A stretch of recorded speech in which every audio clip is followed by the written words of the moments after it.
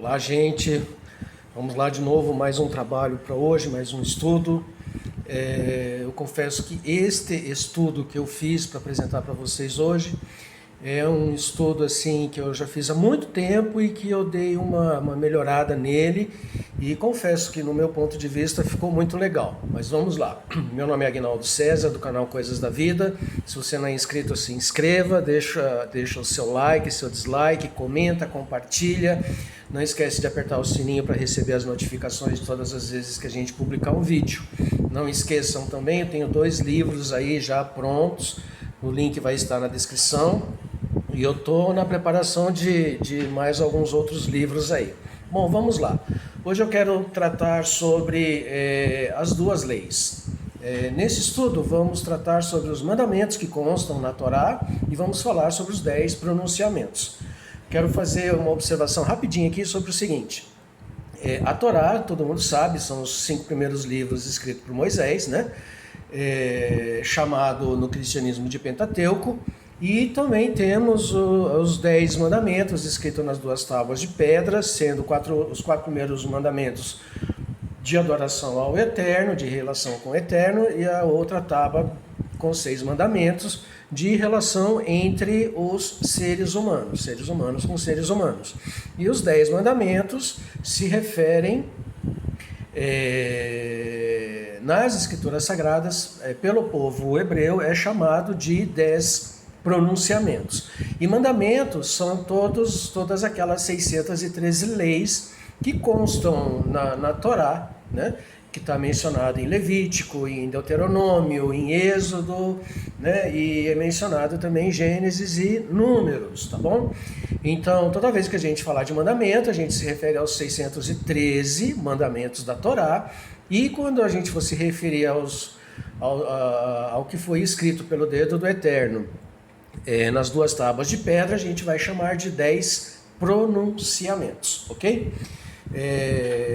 Isso faz muita diferença. Vamos lá. A primeira coisa que devemos saber é que as 2 leis foram outorgadas apenas para o povo escolhido, ou seja, a nação que surgiu a partir de Abraão por determinação do Criador. Estou me referindo ao povo hebreu. Por se tratar de leis, devemos considerar que todas elas compõem a constituição da nação de Israel, ou seja, a Torá e os 10 pronunciamentos constituem a carta magna da nação hebraica, isso até os dias de hoje e eternamente. Como o povo eleito e nação escolhida para sempre, sua constituição também tem perpetuidade. As 2 leis têm caráter de eternidade. Isso quer dizer que não podem ser jamais abolidas. A relação entre o povo escolhido e a constituição outorgada pelo Eterno no Monte Sinai, além de representar o pacto eterno, se dá em nível de conhecimento, na obediência, na prática e no ensino dessa constituição às novas gerações, né, do povo hebreu. A não observância do pacto eterno pode resultar em penalidades, ok? Deuteronômio 28, de 1 a 14, fala dos benefícios de se obedecer à Torá, e de 15 até 64, se eu não me engano, vai falar das penalidades, ok? Então, continuando aqui, uma observação rapidinha aqui. Cadê? Aqui, se dá em nível de conhecimento, na obediência, na prática e no ensino dessa Constituição. Eu tenho falado nos meus vídeos anteriores que isso daqui se refere a emuná, ok? Então vamos lá. 1 Crônicas 7,14. Se o meu povo, né? Que povo é esse? Yahudá, né? O povo de Judá, que é chamado pelo meu nome. Qual é o nome do Eterno? Yahuá. Se humilhar e fizer tefilá, fizer oração e buscar a minha face, e techuvá, que é voltar à raiz, né? Voltar a essa constituição dada pelo Eterno, e techuvá dos seus maus caminhos, então eu ouvirei dos chamaim dos céus e perdoarei as suas transgressões e sararei a sua terra, ok? Então é uma aliança, é um pacto eterno entre todas as gerações da nação Yahudá, ok? Perceba que no texto acima, de modo algum está se tratando sobre religião, igreja ou tipo de culto, ou igreja ou algum tipo de culto. A relação nome, que em hebraico é Shem, é o tratado central, pois trata de identificação nacional, ok? Então, eu destaquei lá em negrito, né, Yahudá, Yahuá. Então, no nome do povo, né, no nome do povo escolhido, da nação escolhida, está o nome do Eterno, ok? Então, dentro dos 4 pilares Emuná, que eu mencionei agora há pouco, que determinam a observância da Constituição, a nação de Israel, deveria ser vista pelas demais nações da terra, né, como modelo a ser observado. A resultante disso seria que todas as nações assimilariam não só a constituição do povo da aliança, mas também a cultura determinada pelo Eterno a seu povo. Não à toa, a nação de Israel tem como símbolo a árvore da oliveira, cujos ramos devem estar ligados a ela. Ou seja, os galhos da árvore, né, da oliveira, né, precisam estar ligados à árvore para poderem se alimentar da raiz, né? Raiz tem a ver com techuvá. João 15:7. Se vós estiverdes em mim, e minhas palavras estiverem em vós, pedireis o que desejares e vos será feito. Por isso o meu Ab é estimado a fim do que possais dar muito fruto, assim sereis meus talmidim, meus discípulos, meus aprendizes, ok? Então, só para reforçar, se vós estiveres em mim, né, ligados na oliveira, e minhas palavras estiverem em vós, ou seja, se nos alimentarmos da raiz, né, pedireis o que desejardes e vos será feito. Ou seja, uma vez que você esteja em Emuná, uma vez que você esteja obedecendo, conhecendo, obedecendo, praticando e ensinando, então tudo aquilo que você pedir vai ser feito, porque você está em estado de Emuná, ok? Lembre-se, Yahushua HaMashiach é a Torá viva. Ele é a personificação da Torá. Por isso ele não pode anular a lei ou abrogar, né, fazer cessar a existência ou a obrigatoriedade de fazer cair em desuso, suprimir, pois ele não poderia anular a si mesmo. Eu já expliquei um pouco sobre esse detalhe nos meus outros estudos, a questão de que a Torá ela é a personificação na pessoa de Yahushua HaMashiach, né? Ou seja, é a mesma coisa que você pegar a Torá, o livro, né? E de repente essa Torá ela se transformar numa pessoa, ok? Essa é a ideia. Então, Yahushua HaMashiach, ele veio ratificar a Torá. Ele veio ele veio ensinar techuvá, ele veio ensinar como voltar à raiz, como voltar a praticar aquilo que é importante na Torá, ok? O modo como obedecer a Torá. Então vamos lá, João 1:1, né? Eu vou ler um pouco, vai estar um pouco em aramaico e um pouco em português, mas a gente vai explicar. Então João 1:1 diz assim: Bereshit era Miltá, e a Torá vivendo estava com Yahuá, e a Torá vivendo era Yahuá. Esse versículo é o seguinte, é muito importante a gente entender que na Bíblia a tradução está totalmente diferente, né? Então eu estou trazendo direto o que está do aramaico para o português. O mesmo estava no princípio com Yahuá. Todas as coisas foram feitas por ele, e sem ele nada se fez do que foi feito. Nele estava a Raim, a vida, né? E a Raim era a luz, né? A menorá dos homens.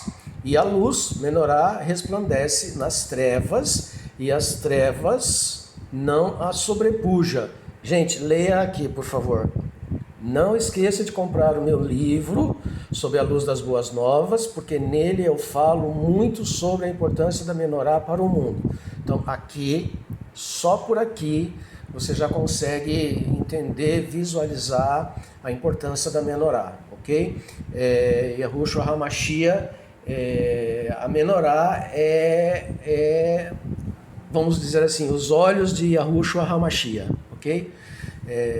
Através do conhecimento que Yahushua HaMashiach traz da Torá, que nós passamos a enxergar. Então ele é a luz, ok? Ele é a menorá. Continuando aqui, no aramaico a palavra miltá significa força, emanação, poder, essência e a própria Torá. É uma palavra única em que se aplica como termo único a muitas manifestações de Yahuwah.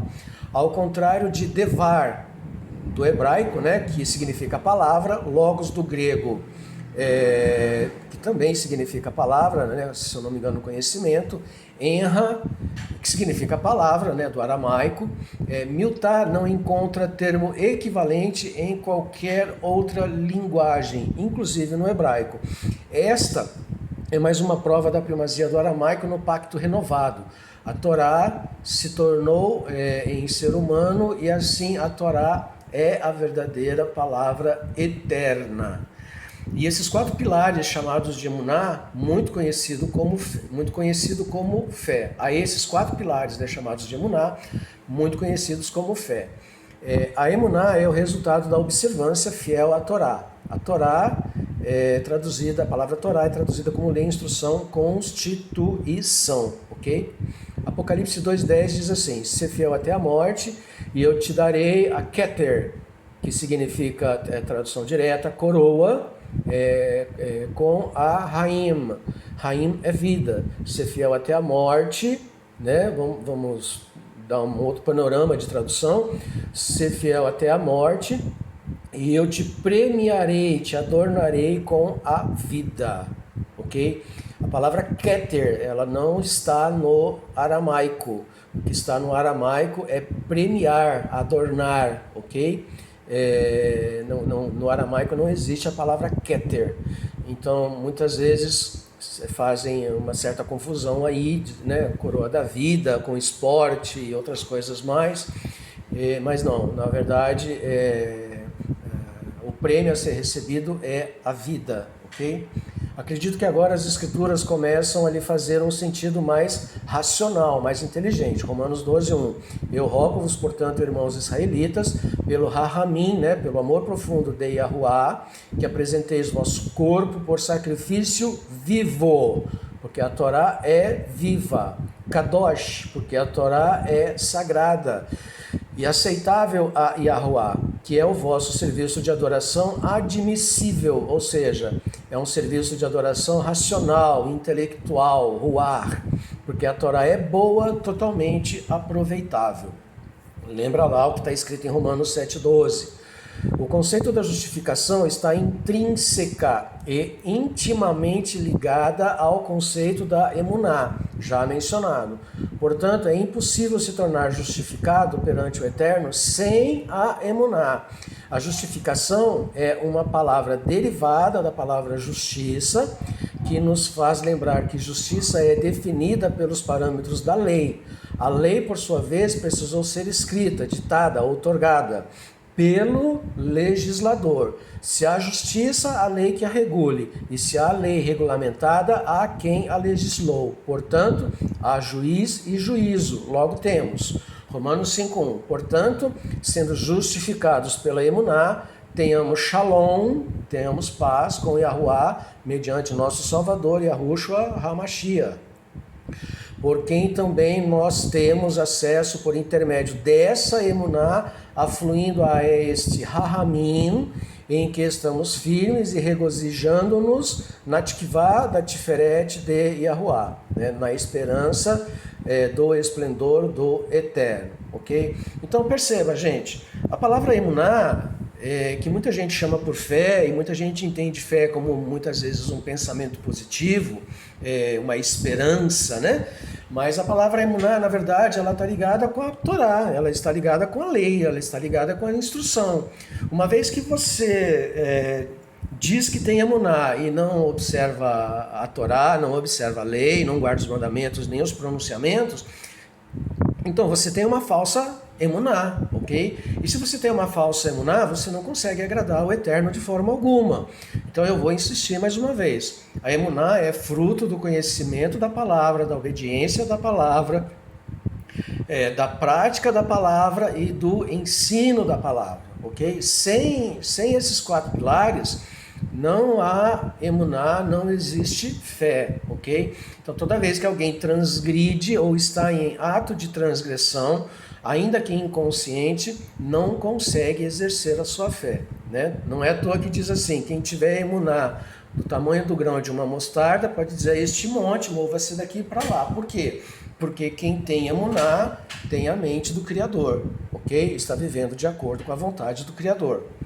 Continuando aqui, um detalhe importante a ser considerado, e isso precisa ser mesmo lembrado, é que todas as vezes que as Escrituras Sagradas, ou mesmo a sua Bíblia, refere-se a mandamento ou mandamentos, está se referindo à Torá, onde encontramos todos os Pikut, que são preceitos, né, Dat, leis, Hukim, ordenanças, Mishpatim, estatutos e mitzvot, mandamentos.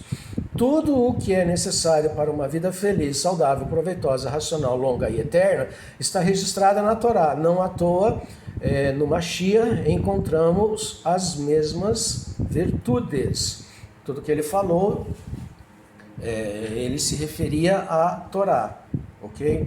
Infelizmente, o que é ensinado por aí, e bem aceito inclusive, é o que está descrito abaixo. Para justificar suas doutrinas, ousam dizer que a lei foi dividida em duas, em lei cerimonial, 613 leis, né, que dizem foram abolidas, e a lei moral dos 10 mandamentos. Ensinam que a lei cerimonial foi abolida na cruz e que ela não tem mais serventia, tinha caráter apenas temporário, transitório. Dizem ainda que as 613 leis eram pesadas, um jugo pesado, um fardo, uma servidão, escravidão.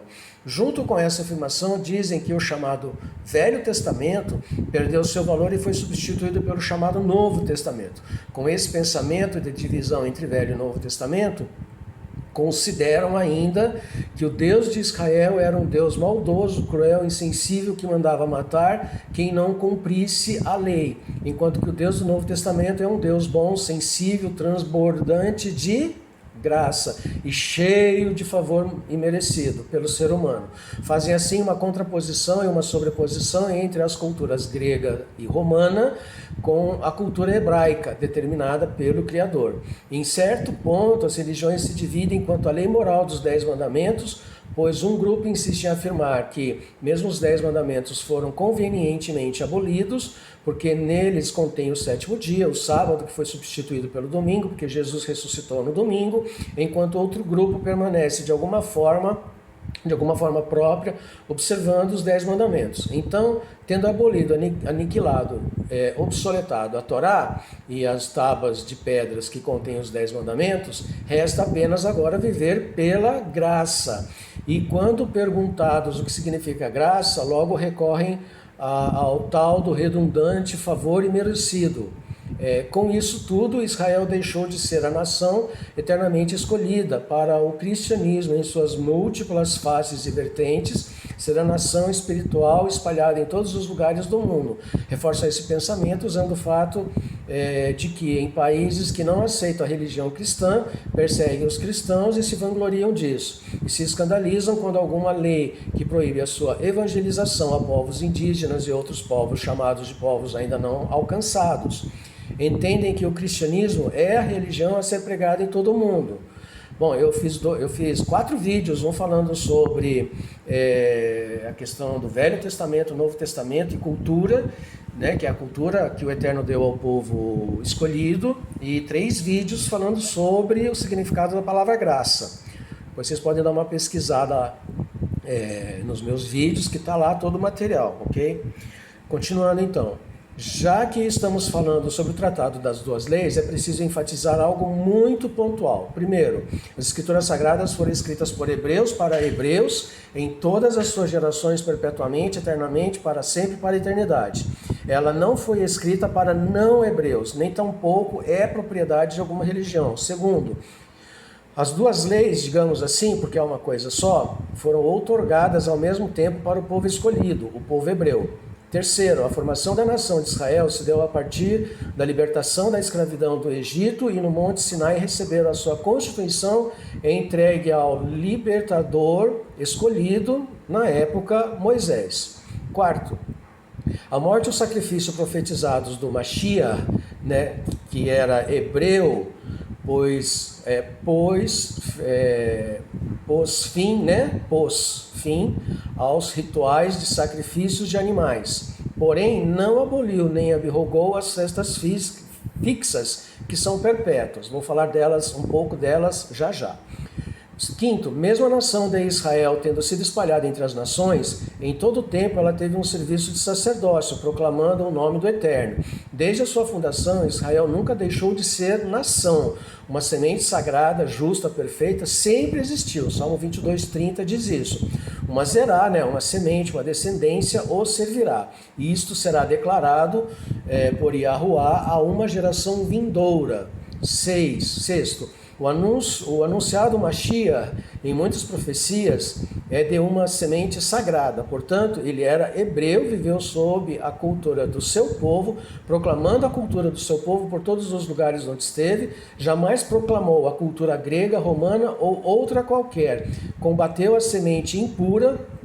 Procure lá em Mateus 13, 24 a 30, que introduzia leis de homens e tornava a Torá pesada, difícil e mortal. Sétimo, a Torá é a constituição do povo hebreu e ela se personificou na pessoa do Mashiach. Portanto, a Torá tem cunho eterno. É impossível que ela seja parte ou totalmente transitória. Tanto as leis contidas na Torá quanto os 10 pronunciamentos são para toda a humanidade, para todo ser humano. Contudo, a premissa é viver de acordo com a cultura dada pelo Eterno ao seu povo escolhido eternamente. Nono, apenas ao povo escolhido foi dada a proclamação das Escrituras Sagradas para todas as nações. Se alguém quiser viver de acordo com a palavra, precisa viver de acordo com a palavra e não há melhor mestre que um hebreu. O que eu quero dizer com isso é o seguinte, pregam tanto evangelho, cada facção do cristianismo prega o evangelho segundo o seu entendimento, mas ignoram que a proclamação da palavra foi dada apenas ao povo hebreu, ok? Eles que têm a premissa de anunciar a palavra. E não vou discutir aqui que foi o hebreu que matou Jesus Cristo, que eles caíram, não vou discutir esse ponto aqui, ok? Décimo, assim como o ser humano é indivisível, ele é um indivíduo, assim também a palavra do Eterno é indivisível. Portanto, não existe lei cerimonial, nem lei moral, pois a palavra do Eterno é uma só, assim como ele é um só. Em hebraico, um só, único, significa Ehad. Tiago 2,10, porquanto todo aquele que guardar toda a Torá, na sua Bíblia está toda a lei, e não especifica qual lei, aqui está especificando, e ainda se ofende num ponto, esse é culpado de todos. Ou seja, se você quebrar um mandamento da Torá, na verdade você está quebrando a aliança, ok? Porque ele disse, não cometerás adultério, disse também, não matarás. Ora, se não cometes adultério, contudo matas, tu tornaste um transgressor da Torá. A Torá como aliança foi quebrada, transgredida, violada, invalidada, por causa da quebra de um mandamento, ok? Então, agi e procedei como os que serão julgados pela Torá da liberdade, não cometendo transgressão.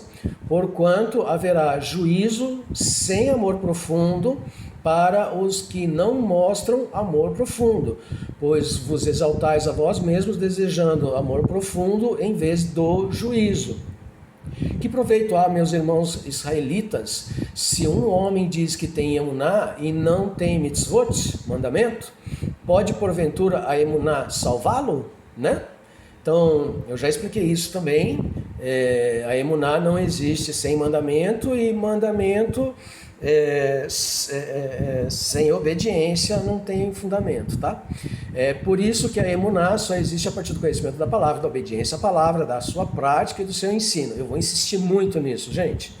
11. A observância apenas dos 10 pronunciamentos com enfoque no Shabá e pedaços da Torá, como a lei da alimentação e outras, como dízimo, também não geram emuná, pois a Torá não se resume apenas nesses pontos. A emuná é gerada apenas na observância da Torá, pois ela é indivisível. O dízimo, por exemplo, é um dos 613 mandamentos e a sua observância é específica para o uso da tribo de Levi. Então, eu já fiz um vídeo também falando sobre a questão do dízimo, ok? Explicando direitinho por que o dízimo é algo que deve ser entregue apenas para a tribo de Levi, ok? Não vou discutir a questão das religiões. As religiões, elas podem fazer as suas arrecadações, dão o nome disso de dízimo, trízimo, oferta, sei lá mais o que, entendeu? Mas, de acordo com as escrituras sagradas, o dízimo ele é especificamente de uso da tribo de Levi. 12. Além disso, duas coisas precisam nos manter alertas. A. Sobre sacrifício de animais que não são mais necessários, tendo em vista o sacrifício completo do Mashiach, né? Hebreus 10, 9. Então ele disse: eis que eu venho aqui, faça a tua vontade, ó Yahuwá, aquele que tira o primeiro, é o que pode estabelecer o segundo. Mas este homem, depois de ter oferecido um sacrifício pelas transgressões, né, eternamente, assentou-se à mão direita de Yahuwá, aguardando desde então até que os seus inimigos sejam colocados por escabelo de seus pés.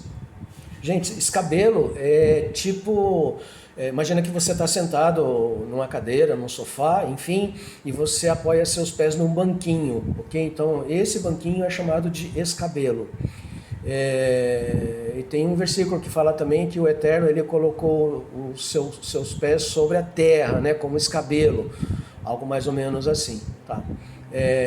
Porque por uma oferta ele aperfeiçoou eternamente os que estão sendo separados. Ora, onde há perdão destes, não há mais oferta pela transgressão. B. Sobre as leis de homens sobrepostas à Torá, e é sobre essas leis sobrepostas que as cartas dos enviados tratam, que elas são pesadas e que levam à morte. Como podemos ver nas melhores traduções, a Torá é ratificada, enaltecida, e não poderia ser menos. Leis sobrepostas é leis que os homens, né, algumas facções do judaísmo criaram para se sobrepor à Torá, ok? Então era lei de homens, e era isso que era combatido pelo Mashiach e pelos enviados, ok? Não podemos esquecer que, ao lermos nas Escrituras Sagradas que determinadas datas do calendário do Eterno são de cunho perpétuo, logo elas precisam ser praticadas. Sim, se são eternas, são para sempre, não tem fim. Já em Gênesis 1,14 há referência clara e óbvia sobre isso. Gênesis 1,14 diz assim, duas traduções. E disse Deus: haja luminares na expansão dos céus para haver separação entre dia e noite, e sejam eles para sinais e para tempos determinados e para dias e anexos. A Bíblia ACF, Almeida Corrigida e Fiel, né? De acordo com a Escritura Sagrada, Gênesis 1,14, nós temos assim: e o soberano disse: haja luzeiros no firmamento do Shamaim, para separar dia da noite, e que eles sejam por sinais e por moadim e por dias e anos. Moadim significa festas. Moadim significa festa do calendário judaico, período sagrado, tenda de encontro, sinal determinado, lugar determinado, hora assinalada, tempo determinado, festa comemorativa, ok? Então, participar das moadins é importantíssimo. Quem não participar das moadins no milênio, né, no 7º milênio, será extirpado, ok? É só para vocês terem a ideia de que é importante, que as festas fixas do Eterno são eternas e são importantes para todo ser humano observar e guardar. Então vamos ao significado de algumas palavras. Shamaim significa céu, céus, firmamento, como a morada das estrelas. Sham significa lá, para lá, usado depois de verbos de movimento. Maim significa água, águas. Shamá, deserto. E Hakiá, superfície estendida, sólida, expansão, plano com uma base, como uma base de suporte, firmamento, referindo-se à redoma dos céus que sustenta as águas de cima, considerado pelos hebreus como sendo sólida e que dava sustentação a Maim, né, as águas de cima. E Ramaim, base sólida que sustenta as águas lá de cima. Ok? Então, só para voltar a mostrar aqui para vocês, olha, e o soberano disse, haja luzeiros no firmamento, né? Isso quer dizer que debaixo do firmamento, ok? Debaixo das águas, para separar dia e noite e que eles sirvam, sejam por sinais e por festas, para marcar as festas, né? As Moadim, né? De dia e ano, ok? Dentro da Torá está regulado o fator tempo, envolvendo diversos mandamentos. Isso significa dizer que o povo escolhido deve se apresentar diante do Eterno periodicamente, usando vestes sagradas no corpo e na mente, e em amor, em comunhão, em louvor, em agradecimento, com inteireza de coração e cheios da unção do conhecimento da palavra que liberta. Isaías 66, 22. Portanto, quanto aos céus renovados e a terra renovada que eu farei, permanecerão diante de mim, diz Yahuwá, assim vossa semente e vosso nome permanecerão. E virá a se passar que de um Rosh Hodesh, início do mês, né, primeiro dia do mês, renovação, novo, né? De um Rosh Hodesh a outro, e de um Shabá a outro, todo ser humano virá adorar perante mim, diz Yahuwá. Há traduções que trazem referência à lua nova, porém a tradução correta é disposta acima. Por exemplo, neste mês de outubro de 2021, a lua nova se deu no dia 6, né? Dia 6 passado agora. E o mês Reshvan inicia no dia 7, que já em novembro a lua nova é no dia 4, né? E o início do mês de Kislev no dia 5. O calendário de Yahuwá e as festas já existiram até mesmo antes da criação de Adão, né, e Eva. Também essas festas já pré-datavam bem antes da entrega da Torá. E, portanto, são eternas para todo o povo de por todas as eras, em todos os tempos. Note que a lua e o sol não são para determinar semanas, e assim não pode ser usado para determinar o Shabá semanal. E quais são essas festas físicas e em que data elas são determinadas? Então vamos dar continuamento aqui. Vamos, só para frisar a importância da Torá como lei, como perpétua, né, para sempre. Ok? Vamos lá. Levítico 23, 1. Yahuwá falou a Moshe, a Moisés, dizendo: fala aos filhos de Israel e dize-lhes as Moadim, né, de Yahuwá, que vós proclamareis para ser Mikra Kedoshim, né, uma assembleia sagrada, ajuntamento, congregação. Estas são minhas Moadim, são as festas do Eterno, determinadas por ele. Com relação a Mikra Kedoshim, se refere à Assembleia Sagrada, ajuntamento, época em que toda a nação de Israel deveria ir diante do tabernáculo ou do templo para participar das festas. Isso se dará também no milênio, ok? 6 dias trabalho será feito, mas o 7º dia é um Shabaton de descanso, uma Mikra Kodesh. Vós não fareis trabalho nele, é o Shabá do Eterno, e em todas as vossas habitações. Estas são as Moadins de Yahuwá, Mikra Kedoshim, que proclamareis a seu tempo designado. Ok. Então, para vocês terem ideia, o ajuntamento, as pessoas vão para uma reunião sagrada, ok? Para uma assembleia sagrada, para um ajuntamento sagrado, vão se congregar. Aí aquele versículo lá que fala, né, em Hebreus 10, 25, se eu não me engano, que fala, né, não deixeis a congregação, né, se refere aqui a esse ajuntamento e não congregação como igreja. Tá bom, gente? Por favor, não confundam. Tudo que está escrito no que se chama Novo Testamento tem base no que se chama de Velho Testamento. Tudo que está na Brit Hadashah tem fundamento na Torá, nos Neviim e nos escritos, ok? Então, Vai aí mais um aprendizado, mais um alerta. Quanto ao Shabá, temos alguns detalhamentos mencionados logo abaixo. A ideia de que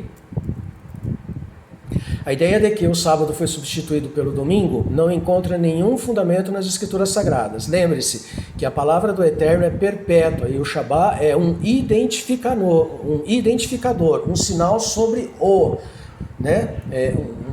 Um sinal, é um identificador do povo hebreu, um sinal sobre o povo hebreu. E aí nós encontramos isso registrado lá, Ezequiel 20, versículos 12 e 20, 1 João 2, 3 a 8. Êxodo 20, versículo 8. Lembra-te do Yom HaShabá, né, do dia do sábado, para o Shomer, para o guardar como sagrado, como Kadosh. 6 dias trabalharás e farás toda a tua obra, mas o 7º dia é o Shabá de Yahuá, teu soberano, não é Shabá do homem, assim como as festas é de Yahuá, a moadinha é de Yahuá, o Shabá é de Yahuá. Nele tu não farás qualquer obra, nem tu, nem teu filho, nem tua filha, nem teu servo, nem tua serva, né? Nem teu escravo, nem tua escrava, nem teu rebanho, nem teu estrangeiro que está dentro dos teus portões. Seja na tua fazenda, na tua casa, no teu quintal, então dentro da tua propriedade, nenhuma obra servil deverá ser feita no Shabá. Pois em 6 dias Yahuá fez os céus, né?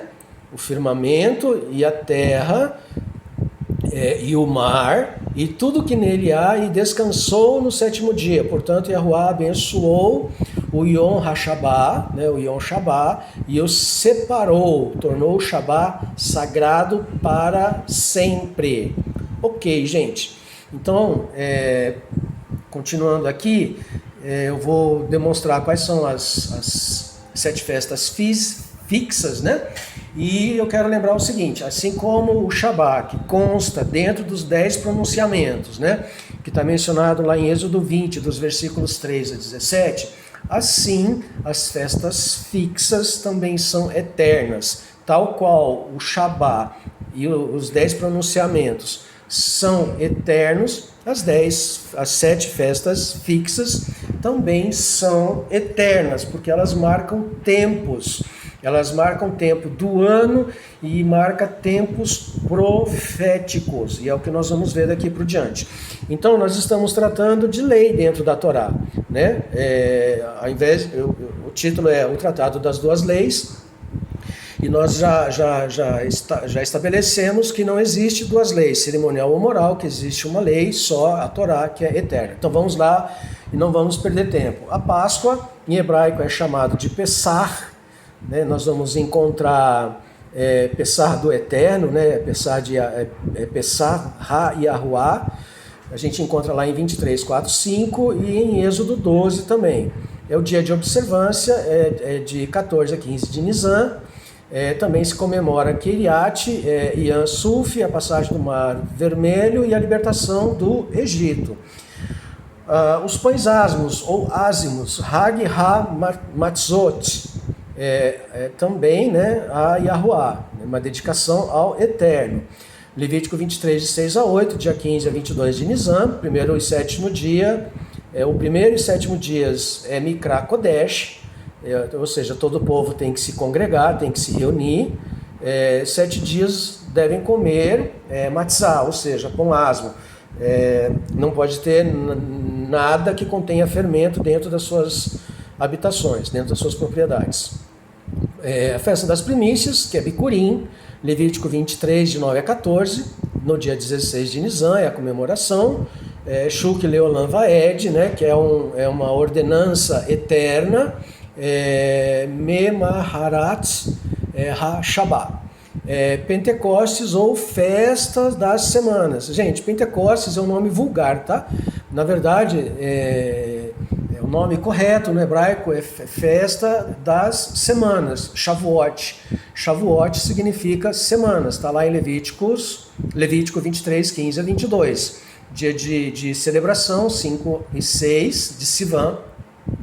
É uma festa de peregrinação, fim da contagem do Homer, entrega da Torá, né? É a data que comemoram a entrega da Torá. Então vocês percebam a importância da Torá. Ela teve um dia Esse dia que ela foi entregue é um dia a ser lembrado, é um dia em memória, ok? E os 10 pronunciamentos no Monte Sinai, Mikra Kodesh, Huk Leolam Vaed, tá? Então, é um ajuntamento sagrado eternamente. Trombetas, existe um dia que devem ser tocadas trombetas, Levítico 23, 24 e 25, um de Tishrei, Mikra Kodesh, tá? É um ajuntamento sagrado. Dia de expiação, dia do perdão, Yom HaKippurim, Yom HaKippurim, né? Ou Yom Kippur, tá? Levítico 23, 26 a 32, de 9 a 10 de Tishrei, Mikra Kodesh, Huk Leolam Vaed, Shabbat Shabbaton, termina com o toque do shofar. Tradicionalmente, os convivas, os participantes, desejam uns aos outros, além de Shana Tová, ano bom, também é dito Gimar Atimah Tová, que esteja inscrito no livro da vida, ok? Tabernáculos, gente, eu não vou tratar detalhes de cada festa, isso eu vou fazer num estudo posterior, tá?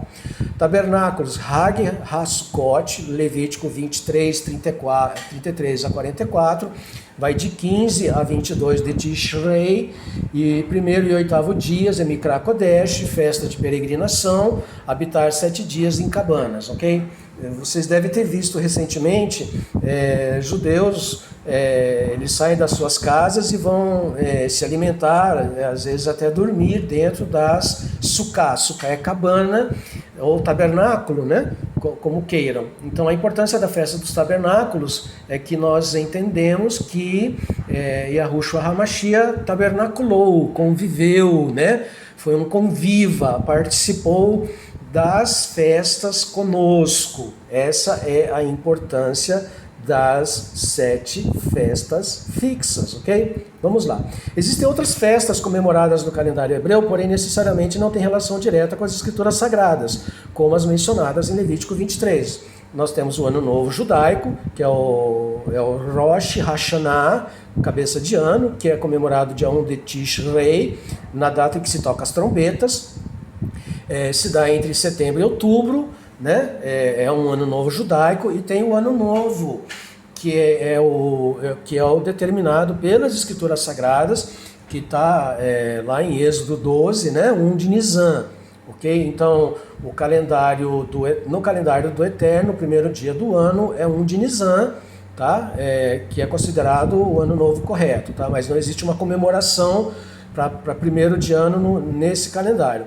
E tem o Rosh Hashanah, que é o calendário civil do povo judeu, tá, ok? Que é usado após o exílio babilônico, 9 dias antes do Yom Kippur.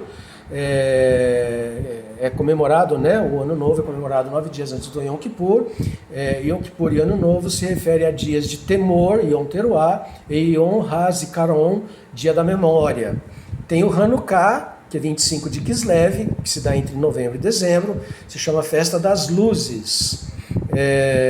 Tem o Purim, 14 e 15 de Adar, entre fevereiro e março, libertação e emancipação, consta lá no livro de Esther 9, de 20 a 22. Sobre as chuvas, uma curiosidade que eu estou acrescentando aqui, ok? As escrituras falam da chuva temporã e chuva seródia. A chuva seródia é chamada de chuva tardia. Em hebraico, temporã, chuva temporã é Yoré, e chuva seródia, Malkoshi, ok? Que é considerada também a chuva do reino. A temporã é a primeira chuva após o verão, a seródia a última chuva antes do verão.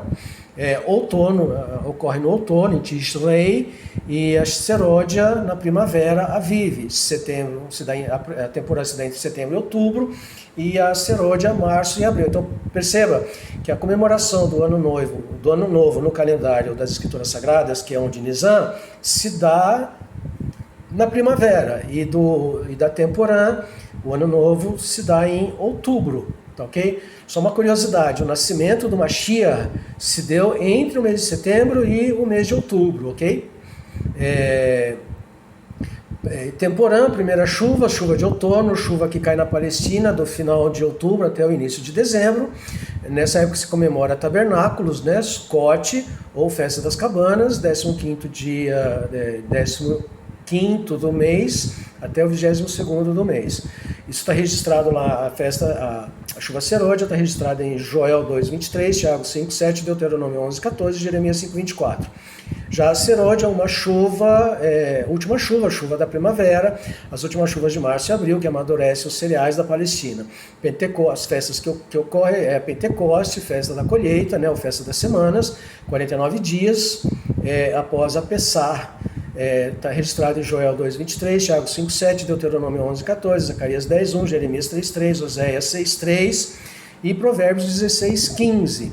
Então, sempre que você ler sobre essas chuvas, né, ou ouvir falar, você sabe em que época do ano estão tratando.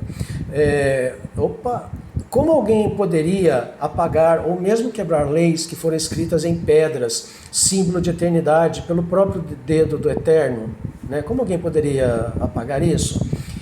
E como alguém poderia de uma só vez, ou mesmo aos poucos, anular a Constituição ditada pelo Criador, a nação escolhida? Dizer que o próprio Filho do Eterno mudou a lei é contraditório, pois ele mesmo é a Torá viva. Quando é tratado sobre mudança de lei, é sempre no sentido negativo, porque a profecia sobre mudança de lei, sobre a mudança dos tempos e da lei, diz que, vamos lá, Daniel 7:25. E ele falará palavras soberbas, né? A mídia que nós temos hoje, contra o Altíssimo, e fará resistência, né? As forças armadas são e serão usadas, né? Contra os Kiddushim, contra as primícias do Altíssimo, né? Contra os escolhidos, e intentará mudar leis desonestas, né? Nós vemos isso hoje no cenário político brasileiro e mundial também, né? E tentará mudar as Moadim, né? Os tempos designados, e as Torot, leis. E eles serão entregues, juízo do mal, em suas mãos até um tempo e tempos e metade de um tempo. Verbo e ação são 4 ações distintas. Quais são essas ações? Falar, fazer, intentar e ser, ok? Estabelecer. É isso o que a mudança de lei muda, faz, né, no sentido negativo.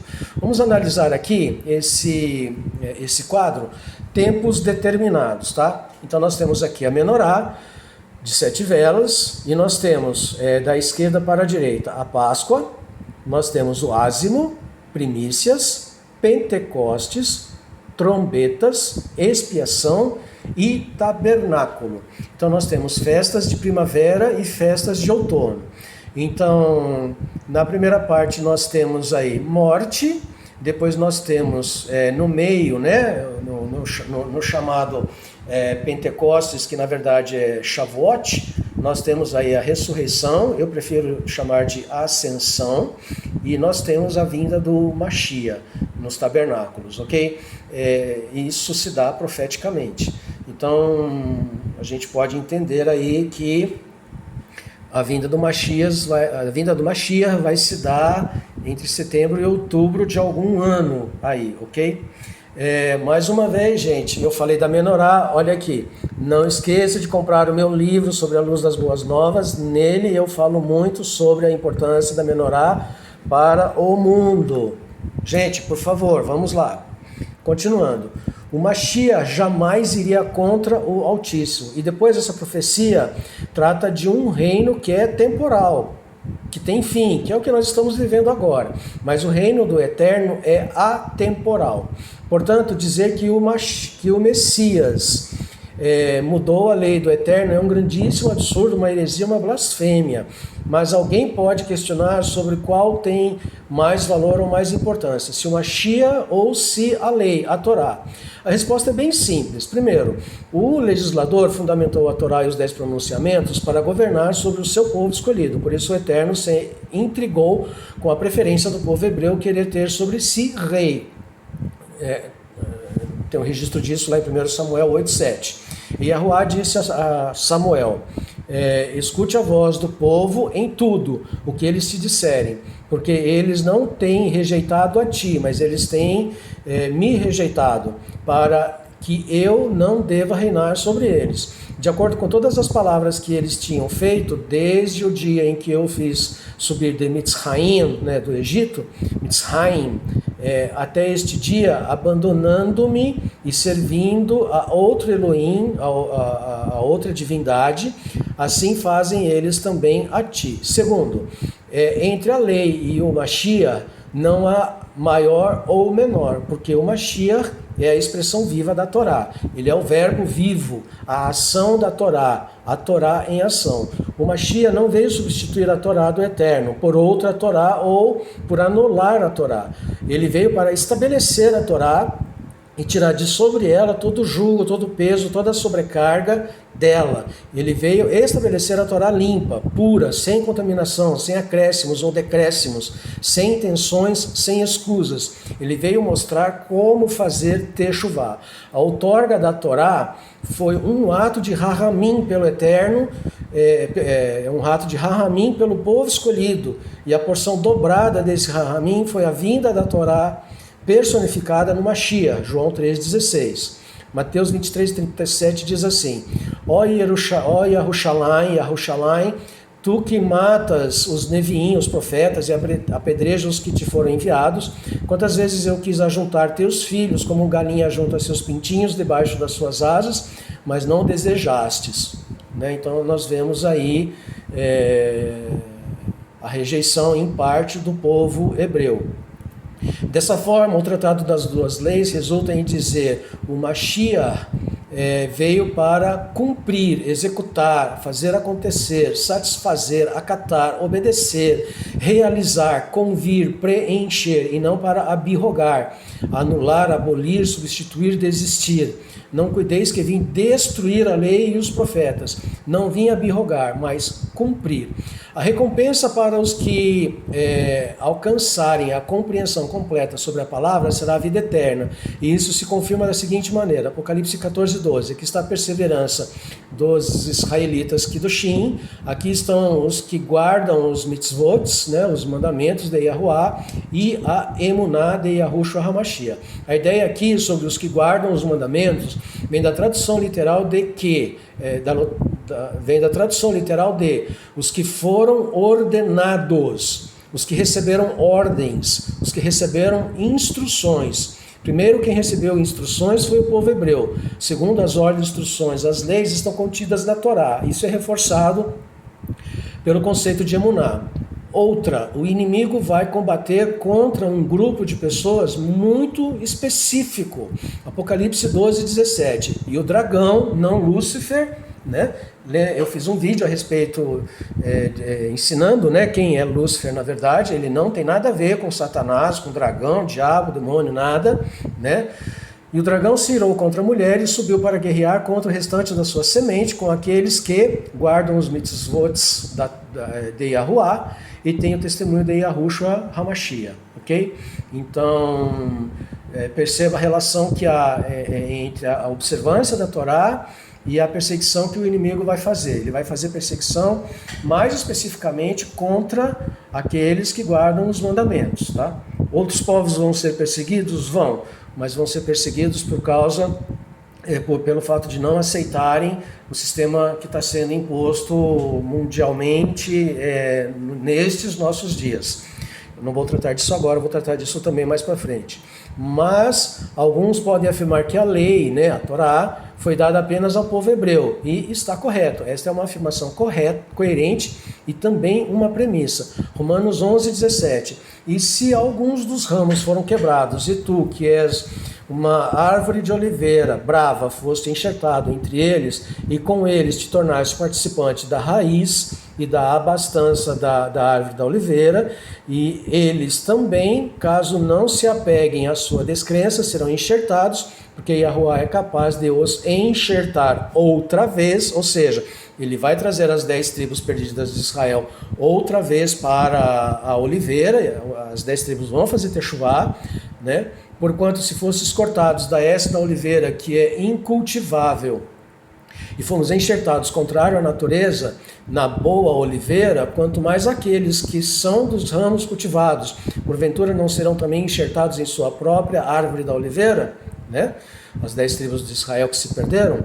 Porquanto, assim como vós em tempos passados não cresces em Yahuwah, ainda assim agora obtivestes Rahamim, né, amor profundo, mediante a descrença deles. De modo que estes também agora não creram, para que mediante vossa Rahamim, eles também possam reobter Rahamim. Porque Yahuwah pôs todo Israel em várias formas de descrença, a fim do que ele pudesse ter Rahamim de todo o Israel. Shaul está falando das 10 tribos perdidas da casa de Israel. Note quando ele fala sobre tornar a enxertar.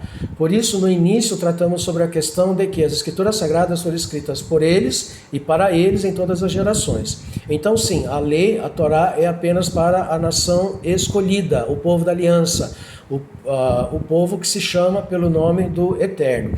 Ainda no Éden, a lei já se fazia necessária, ela já estava estabelecida. Gênesis 3:21. Também por Adão e sua esposa, Yahuwah soberano fez casacos de peles e os vestiu. Aqui vemos claramente a Torá em ação. Lucas 23:46. E quando Yahushua, clamando em alta voz, ele disse: ó meu Abi, em tuas mãos eu entrego a minha ruach, minha capacidade de respirar, e tendo dito isto, ele rendeu a ruach. E aqui também vemos a Torá viva em ação. Apocalipse 22:13. Eu sou o Aleph e o Taf, o princípio e o fim, o primeiro e o último.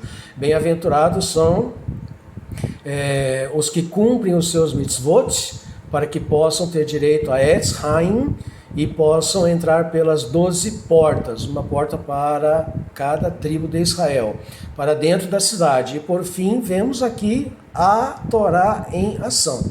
E em nenhum momento foi necessário trazer menção da teologia grega e romana sobre graça e ou favor imerecido.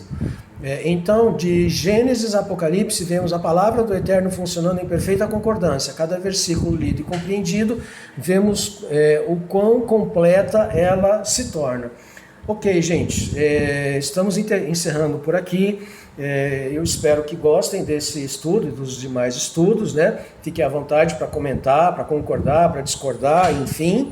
Né? Só peço que usem de sabedoria e inteligência, né? Que não usem de agressividade de forma alguma, porque isso não faz bem. Vou insistir, né? Meus 2 livros, por favor, comprem, né? Me ajudem. Estou para lançar outro livro logo. Se você não é inscrito no canal, se inscreva, né? Dê seu like ou dislike e vamos seguir em frente. Que o Eterno te abençoe grandemente. Baruch Hashem.